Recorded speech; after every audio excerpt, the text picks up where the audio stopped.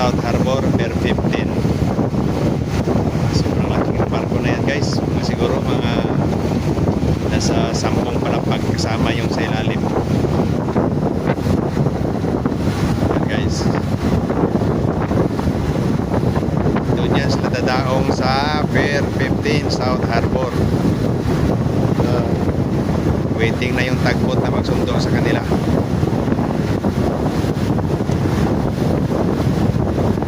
Ayan guys, medyo maulan-ulan ngayon dito sa Manila Bay. December 30, 2024. Bye-bye 2024. Welcome 2025. Sana sa susunod na taon diyan naman kami mag-on board. Okay, thanks for watching.